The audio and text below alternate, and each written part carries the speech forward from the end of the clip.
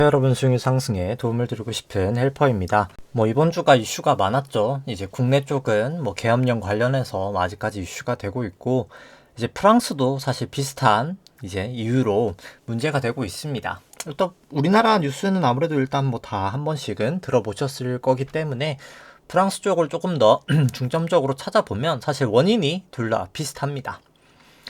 프랑스에서도 결국 이제 총리에 대해서 이제 불신임함이 가결이 됐고요. 결국 재정 적자를 여기서 이제 정부에서 이제 좀 줄이려고 하는데, 야당에서 이제 그걸 반대하면서 결국은 보시면 다 쭉쭉쭉쭉 넘어가고 결국 내각까지 붕괴가 되는 그런 사태가 발생이 됐습니다. 뭐라고 해야 될까요? 그러니까 결국은 이제 결국 예산을 늘리려는 쪽과 이제 이거를 안 늘리려는 쪽이 있는데, 이제 반대로 줄이려고 쪽이 있는데, 우리나라 같은 경우에는 이제 줄이려고 하는 쪽이, 그러니까 원래는 이제 민주당 쪽이 예산을 이제 많이 쓰는 역할을 할 수밖에 없죠. 이게 기본적으로. 그런데 이제 일단 어찌됐든 간에 지금 반대편이죠. 지금 현 대통령과 이제 지금 민주당은 반대 쪽이다 보니까 이제 지금 민주당에서는 이제 예산을 좀 줄이려고 했었고요. 근데 이제 우리나라에서는 이쪽이 결국은 아직 끝까지 가봐야 되겠지만 지금 이제 이긴 상태고, 프랑스 같은 쪽에서는 똑같긴 하네요. 이제 반대기는 한데 이제 예산을 늘리려고 하는 쪽에서 지금 승리를 하고 있는 그런 상황입니다. 그래서 이건 정부가 줄이려고 했는데 이제 그거를 막아서고 있다 라고 보시면 될 것 같습니다. 근데 중요한 건 결국은 다 지금 재정 적자 쪽이 두 나라다 계속 문제다 라고 보실 수 있을 것 같아요. 이게 결국은. 근데 이제 보통 때는 이게 문제가 안 되는데 왜 이제 지금 문제가 되냐가 지난 방송부터 계속되고 있는 얘기입니다. 그러니까 결국 어떻게 설명을 해드릴까요? 결국 할 수 있는 게 없다라고 설명을 드릴 수가 있겠죠. 결국 위기가 왔을 때 할 수 있는 거는 이제 통화정책이 이제 두 가지가 있겠고, 결국 금리를 내린다. 기준금리를 내린다. 이제 그리고 이제 QE를 한다. 돈을 푼다. 세 번째는 재정정책을 한다. 이 세 가지가 결국 있을 텐데, 지금 애석하게도 기준금리는 내리고는 있지만 효과가 없을 거고, 이 뒤에 더 자세히 설명을 드리겠지만, 예대율 이슈 때문에 기준금리는 내려도 효과가 없고, QE도 얘기를 드리겠지만 QE도 할 수가 없고, 재정정책도 할 수 없는 지금 이 최악의 상황이 지금 됐다라고 보시면 됩니다. 그러기 때문에 사실 이게 정치적으로 이제 퍼져 나가는 거라고 생각을 합니다. 거의 갈 때까지 지금 왔다라고 보시면 될 것 같습니다. 그래서 간단하게 다 일단 먼저 지표들 보면서 좀 이따 한번 그 부분을 좀 다뤄보도록 하죠. 코스피 같은 경우에는 결국 밸류에이션이 점점 싸지고는 있습니다. 그럼에도 불구하고 일단 긴 시결로 봤을 때 엄청 싼 구간까지는 아니다 라고 보실 수 있고, 페드 모델로 봤을 때도 마찬가지입니다. 이제 한 21년도 그때 이제 저금리 시절 정도 밸류에이션까지 왔다라고 보여지고요. 근데 여전히 아직까지 긴 시계열로 봤을 때 더 쌌던 구간이 있는 구간이긴 하다라고 보실 수 있습니다. 코스닥도 마찬가지고요. 그 다음에 이제 코스피랑 S&P 같이 돼 있는 거 한번 살펴보시면은, 이제 LD갭 같은 경우에는 이제 확실히 미국이 훨씬 더 비싼 상황이다 라는 걸 좀 보실 수가 있고, 페드 모델로 봤을 때도 이제 미국이 훨씬 더 비싸지만 두 나라다 그렇게 엄청 싼 레벨은 아니다 라고 보실 수 있겠습니다. 그 다음에 간단한 것부터 먼저 보죠. 이제 그래서 상대 강도부터 살펴보면은 계속해서 말씀을 드리지만 이제 수출 업적 쪽이 다 좋지가 않습니다. 이제 중국 쪽 이제 공급 과잉 이슈 때문에 모든 수출 관련된 섹터들이 다 좋지 않고, 그나마 이제 내수 섹터들이 다 조금 괜찮은 편이다 라고 보실 수 있겠죠. 왜냐면 사실 나스닥이나 S&P 같은 경우도 상대적으로 강세인 게, 여기도 내수죠. 사실 미국의 내수인 거죠. 이게 수출 쪽의 영향, 중국의 수출에 영향을 안 받는 섹터들이 지금 다 상대적으로 양호하게 나타나고 있고, 나머지는 이제 추세를 좀 이렇게 보시고 참고하시면은 될 것 같습니다. 추세가 강해지는 애들이 있고 이제 좀 약해지는 애들이 있고 뭐 그런 상황이다라고 보실 수 있겠죠. 그 다음에 뭐 수급 쪽 살펴보면은 이제 S&P 쪽에 이제 숏 포지션이 조금 크게 좀 증가한 모습을 나타낼 수가 있습니다. 이제 79 곱하기 1000이니까 79,000 계약이 체결이 됐던 거고요. 이제 나스닥 같은 경우에는 뭐 크게는 변동 없습니다. 롱 포지션이 이제 좀 소규모로 있다라고, 단위 자체가 다르죠. 이게 여기 이제 100단이고 여기 이제 10단이고 보시면 될 것 같고, 삼성전자 같은 경우에 매우 많이 하락했습니다만 여전히 기대 수익률이나 금리 조정 기대 수익률을 봤을 때 뭐 엄청 싸다고 말할 수 있는 레벨은 아니다라고 보여집니다. 그 다음 수급 같은 경우에 9월 선물 만기 이후로나 이제 작년 연초 이후로나 확실히 외국인은 계속 매도하고 있는 추세다. 특히 7월, 8월 고점 이후로부터 계속 매도 추세다라고 보실 수 있고, 뭐 선물은 단기적으로는 살짝 매수하고 있는 그런 추세다라고 보실 수 있겠습니다. 그 다음에 이제 뭐 신용잔고 살펴보면은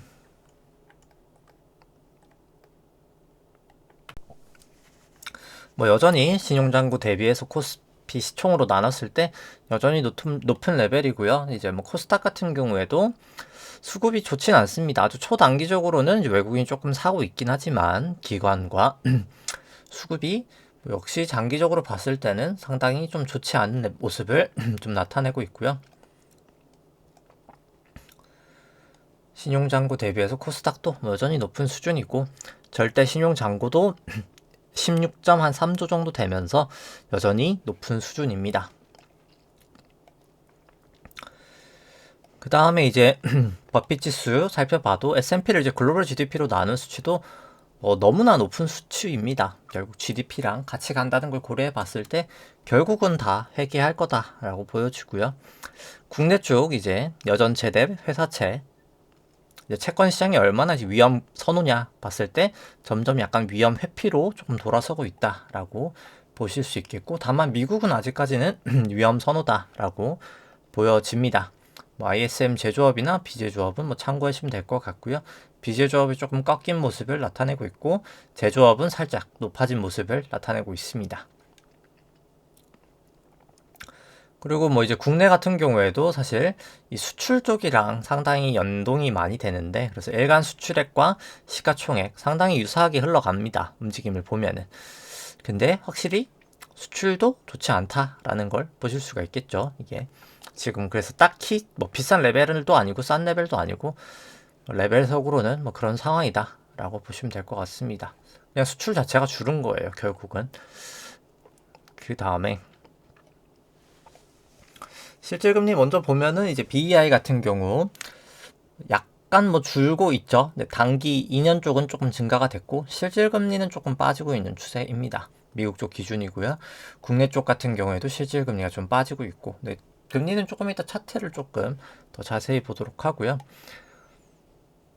그 다음에 이제 전주 대비해서 이 연준 BS 부분 좀 움직인 거 살펴보면은 지준이 한 592억 달러 정도 좀 감소가 됐고, TGA 정부 현금이 234억 달러 정도 증가가 됐고, RRP가 한 406억 달러 정도 감소가 되면서 일단 순유동성은 186억 달러 정도 감소가 됐습니다. 뭐 QT도 그만큼 됐고요.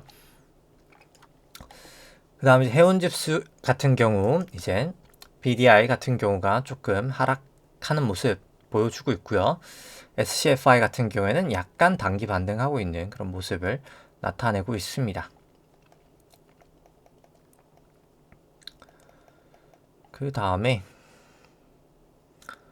다 뭐 넘어가도록 하고요. 뭐 아까 말씀드렸다시피 결국 기준금리를 내렸을 때 효과가 없는 거는 이제 뭐 우리나라도 그렇고 미국도 그렇고 뭐 예대율이 다 차서 그렇습니다.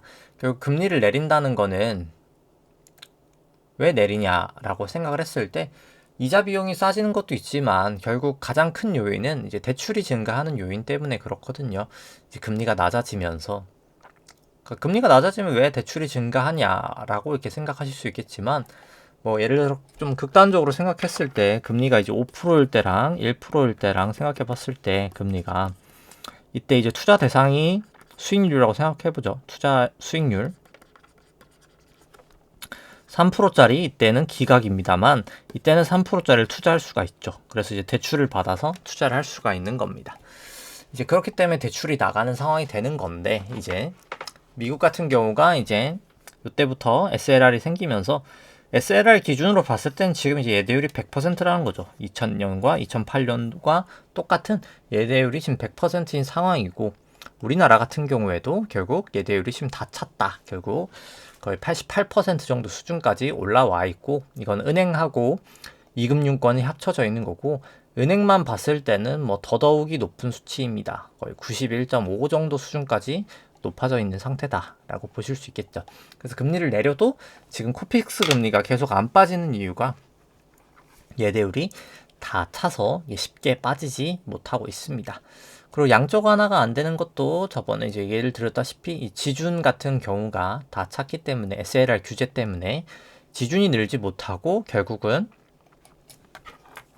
양적 완화를 하면 이제 자산 쪽이면 결국 BS죠. 그러니까 BS라고 쳤을 때 여기 자산이고 부채라고 쳤을 때 국채가 늘면 결국 원래는 지준이 늘어야 되는데 이게 SLR 때문에 지준이 못 늘어서 결국은 RRP가 늘어야 되고 RRP는 단기금융시장에서 돈을 차입하는 거기 때문에 결국 장기국채를 사면서 장기국채는 조금 눌릴 수 있겠지만 단기금리가 오히려 튀는 효과가 나면서 사실 더 안 좋게 되거든요. 그래서 양적 완화는 사실상 불가능하다라고 보실 수 있겠습니다.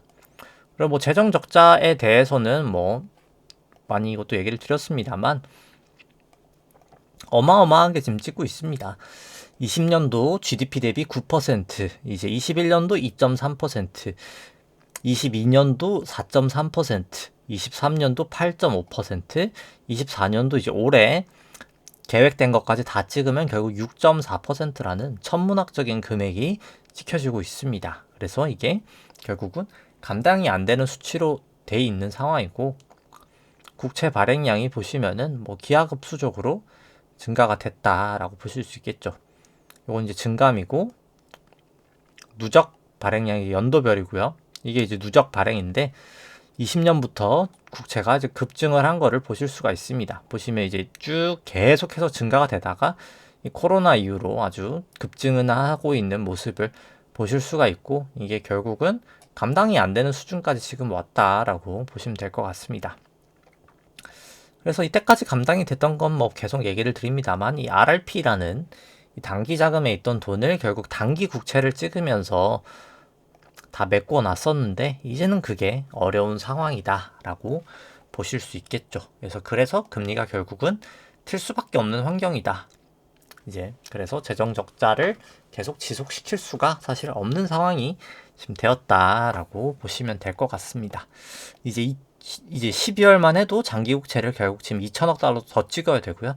단기 국채는 한 3,200억 달러 정도 결국 상환이 더 돼야 되는 그런 상황이다라고 보실 수 있겠습니다. 이제 이러다 보니까 결국 지금 정치적인 위기가 많은 나라들에서 지금 나타나고 있다라고 보시면 됩니다. 결국 미국도 연말까지 결국 부채 한도 협상이 또 돼야 되고요. 이제 미국도 문제가 될 겁니다. 이게 똑같은 문제가 발생이 되겠다라고 보시면 될 것 같고 이제 뭐 바로 기술적으로 살펴보면은 뭐 국고금리 이제 다 롱 추세인 거는 변함없고요. 다만 이제 RSI를 봤을 때 좀 과열인 것도 맞다라고 보여집니다. 달러도 여전히 롱 추세고 금 같은 경우에는 뭐 약간 중립적이고 WTI는 숏 추세, 삼성전자 숏 추세, 애플, 마이크로소프트, 엔비디아는 일단 셋 다 롱 추세라고 보실 수 있겠습니다. 점수로 환산했을 때 국고는 여전히 롱 추세고 10년도 여전히 롱 추세고 그다음 이제 미국고 같은 경우에는 중립적이고요. 이제 달러 같은 경우에는 롱 추세, 금선물 같은 경우에는 중립, WTI 같은 경우에는 이제 숏 추세, 그다음에 이제 삼성전자 숏 추세, 애플 같은 경우에는 롱 추세, 그다음에 이제 마이크로소프트는 중립, 엔비디아 같은 경우에는 중립적인 그런 밸류다라고 보실 수 있겠습니다. 다만 이제 국고 3년물 같은 경우에 이제 벌어졌던 게 모이고 있죠. 이제 그리고 올라갔던 게 모여 있던 게 이제 내려오고 있기 때문에 금리가 이제 바닥을 쳤다라는 거를 좀 아실 수가 있겠습니다. 이건 조금 이따 차트 때 조금 더 자세히 보도록 하고요. 뭐 10년도 똑같은 모습이 나타나고 있고 이제 미국채 10년물도 뭐 특별히 다르진 않습니다. 달러원 같은 경우에도 여기는 뭐 아직까지 추세가 좀 애매하긴 하죠. 근데 다만 이제 200일 볼린저가 좀 뚫린 거는 해서 언제든 좀 조정은 보일 수 있겠다. 근데 이제 50일이라고 똑같지는 않다. 근데 RSI 봐도 뭐 약간 좀 과열인 건 같다. 이제 그런 모습이고 뭐 금 같은 경우에는 뭐 특별하게 아직 뭐 볼린저로는 뭐 특별한 추세가 있지는 않다라고 보실 수 있겠죠. 뭐 WTI도 뭐 특별하게 뭐 볼린저로 이제 추세를 나타내고 있지는 않고요. 이게 변동성이 특별하지 않다는 거죠. 그다음에 삼성전자 같은 경우에도 뭐 여기서 바닥을 찍고 나서 지금 지지부진하면서 계속 좀 움직이고 있다라고 보실 수 있겠습니다. 삼성전자도 그냥 뭐 지지부진 RSI는 올라갔지만 그렇게 반등은 하지 못하고 있는 그런 모습이고 뭐 애플도 뭐 50일은 이렇게 넘어오긴 했지만 200일까지는 아직 좀 못 넘어온 그런 여기도 좀 애매한 그런 상황이다라고 보실 수 있겠습니다. 근데 다만 RSI는 좀 명확하게 과열인 모습을 나타내고 있고요. 마이크로소프트 같은 경우에도 이제 200까지는 넘진 않고 50만 조금 넘은 그런 상황을 나타내고 있습니다.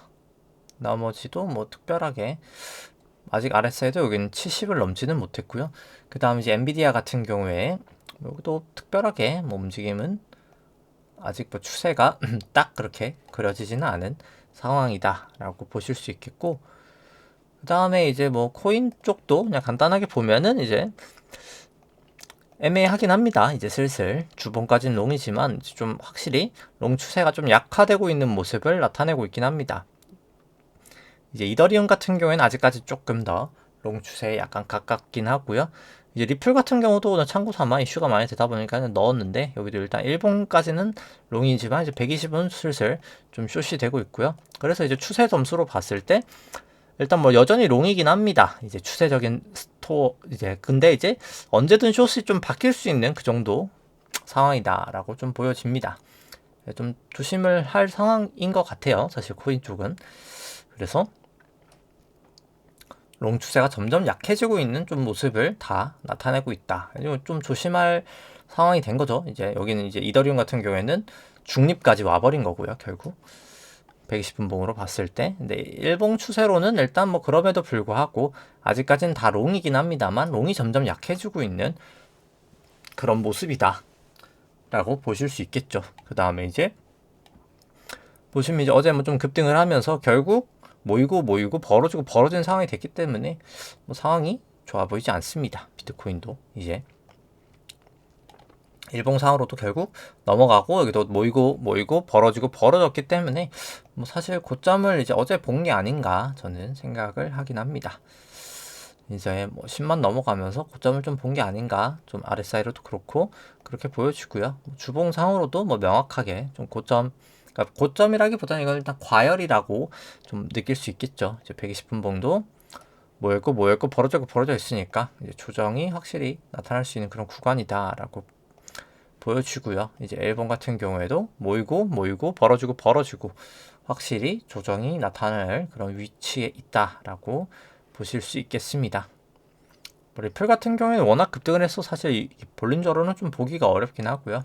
근데 확실히 내려오고 있고 모여있고 이제 내려오고 벌어졌기 때문에 이제 극단적으로 사실 리플이 더 하락폭 자체도 크겠죠. 이제 빠질 때 많이 오른 만큼 좀 그런 모습들을 나타내고 있습니다. 그만큼 과열이었던 거고요. 이제 리플 쪽이 그런 모습을 좀 나타내고 있고, 그 다음에 이제 나스닥, S&P, 이제 코스피, 코스닥 살펴보면은 일단 120까지는 조금 약간 약해지긴 했지만 여전히 일봉은 롱 추세다라고 미국 쪽 볼 수 있겠고, 우리나라 국장은 확실히 다 숏 추세다라고 볼 수 있겠습니다. 점수로 매겨봤을 때 S&P는 이제 0으로 바뀌었어요. 왜냐면 이제 볼린저 상단들이 넘어갔다가 들어오면 이제 매도 시그널인 거거든요. 그래서 롱은 청산해야 될 때가 됐고, 나스닥도 사실 이제 곧 청산해야 될 때가 됐다라고 보여집니다. 코스닥 같은 경우에는 이제 여기가 매도 시그널이 됐기 때문에 이제 숏하던 거를 좀 청산을 해야 된다. 잠깐 단기적으로는 그렇게 보여주고, 코스피는 여전히 좀 숏을 치는 게 추세적으로 맞다라고 보여주고, 이제 그 다음에 이제 코스닥이 아니라 이제 나스닥 먼저 봤을 때 여전히 일단 아직까지는 롱 추세입니다만 좀 추세가 약화가 되고 있다라고 보여지고 S&P도 조금 약화가 되고 있다라고 보여집니다. 코스피 선물 같은 경우에 여전히 숏, 코스닥 같은 경우도 여전히 일단 추세적으로는 숏이다라고 보여지고요. 일봉으로 봤을 때는 여전히 나스닥은 롱, S&P도 여전히 롱, 코스피는 숏, 코스닥도 숏이라고 보여지고요.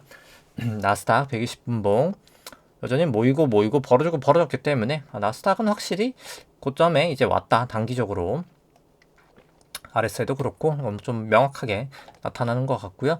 120분봉도 여기 모이고 벌어지고 여기 뭐 좀 명확하게 사실 이번 시그널은 나타나는 것 같습니다.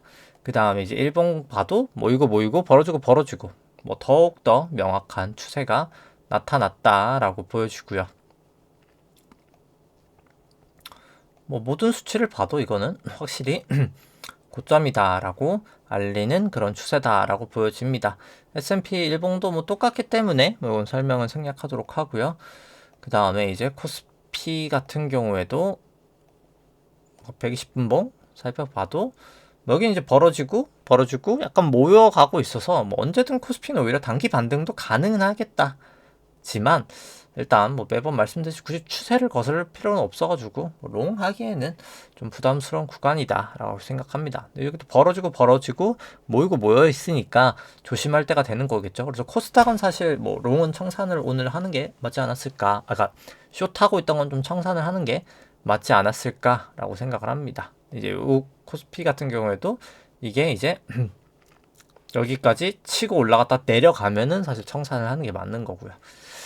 일봉상으로도 이제 모이고 여긴 거의 다 모여가고 있긴 해서 다 모이면은 확실히 좀 청산을 해야 될 때가 오지만 아직까지 뭐 코스피는 쇼 청산까지는 오지는 않았고 코스닥 같은 경우에 이제 벌어져 있고 모여 있기 때문에 이제는 좀 청산할 때가 된 것 같다. 이제 쇼 치던 거를 이제 그렇게 보실 수가 있겠죠. 그래서 바로 그냥 이제 차트로 살펴보면은 이제 뭐 코스피 같은 경우에는 일단 뭐 볼린저 하단까지는 오긴 했습니다. 터치는 했어요. 그래서 뭐 뒤쪽 반등은 언제든 날 수는 있겠다라고 봅니다만 뭐 매번 얘기다시피 여기 쪽을 뚫기가 힘들 거예요. 요 라인을. 그래서 결국은 숏이기 때문에 이거는 그냥 롱을 들어가기에는 좀 무리인 상황이다라고 보시면 될 것 같고 코스닥 같은 경우에는 쭉 말리던 거를 좀 끌어올렸죠. 이제 오늘 뭐 2차 개헌 뭐 그런 이슈 영향도 있겠지만 이렇게 되면 분명히 이제 반등할 확률이 훨씬 높긴 합니다. 그래서 요거는 좀 반등 가능성이 있긴 하다. 근데 이제 그렇다고 이걸 롱을 따라갈 수는 없기 때문에 그냥 관망 정도라고 보시면 되고 일단 안전하게는 숏을 여기서 청산을 하는 게 맞았겠다라고 보여지고요. 그 다음에 이제 S&P 같은 경우 20 볼린저도 치고 내려왔기 때문에 어제가 고점일 확률이 뭐 저는 상당히 좀 높았다라고 보여집니다. 왜냐면 이제 여기 50, 200 볼린저로도 고점이었기 때문에 고점일 확률이 좀 상당히 높다라고 보여지고요.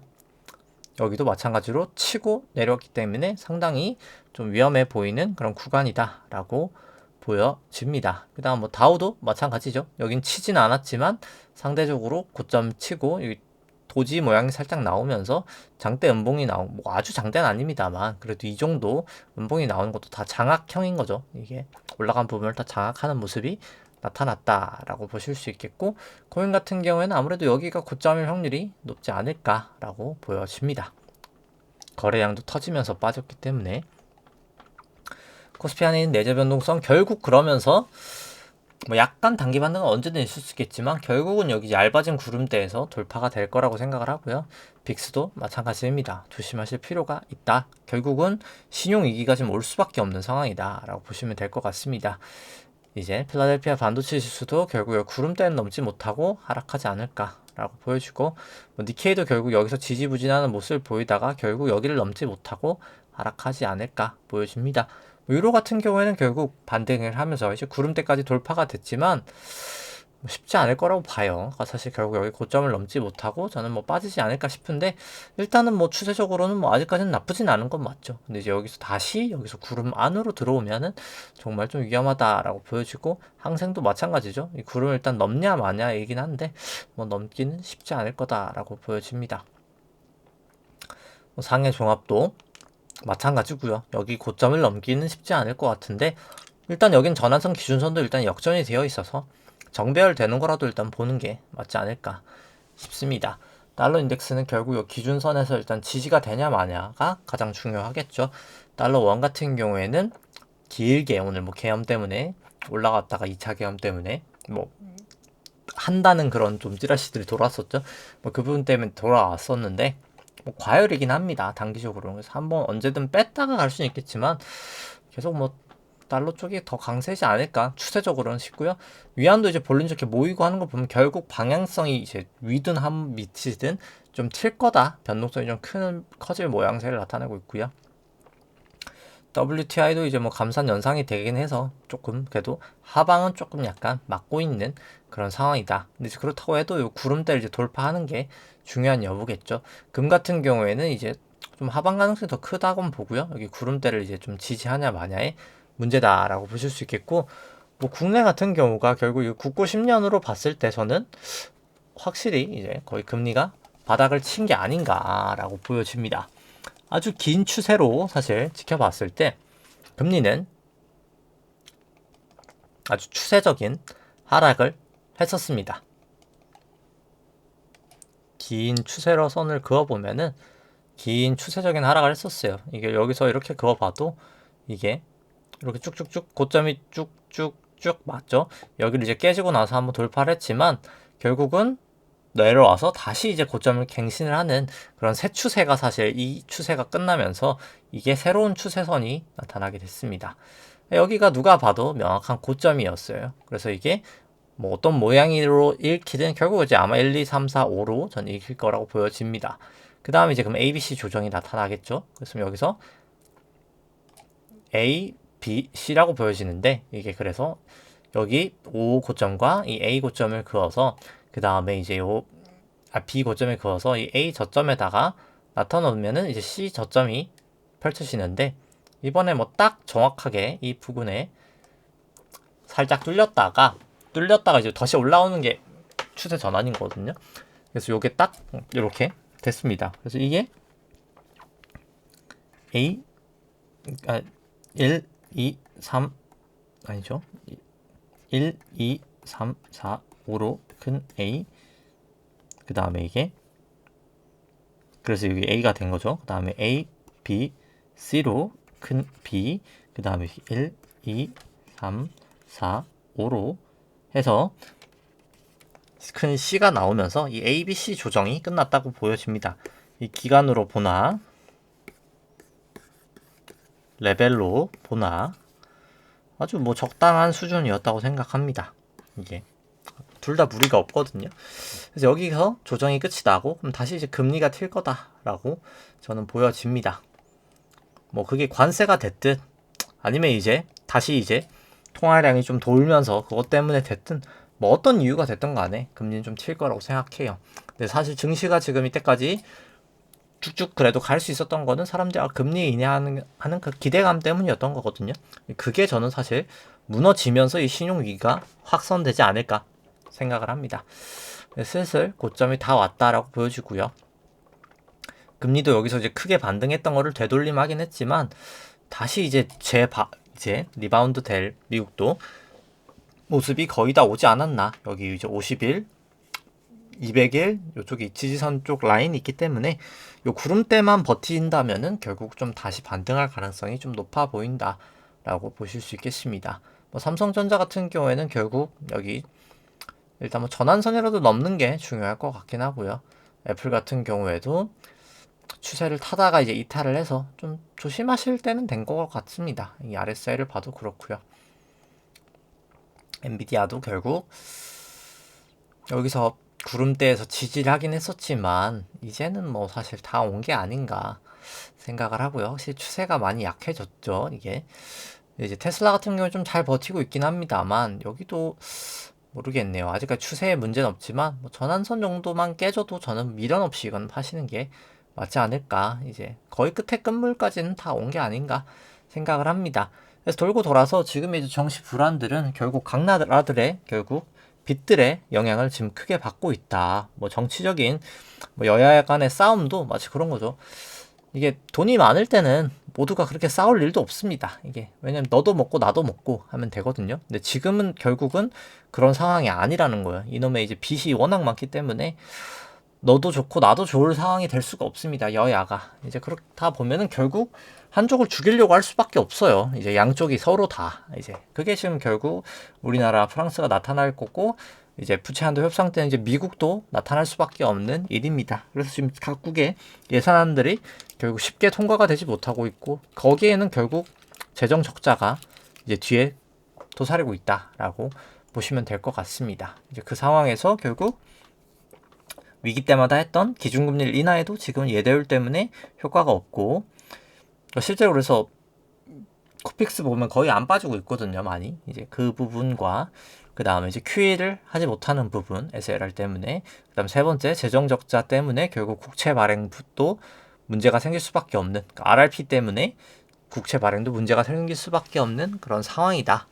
그래서 좀 리스크 관리를 계속 하실 필요가 있다라고 생각하면서 오늘 방송 여기까지 하도록 하겠습니다. 네, 좋아요, 구독 주시면 감사하겠습니다. 이상입니다.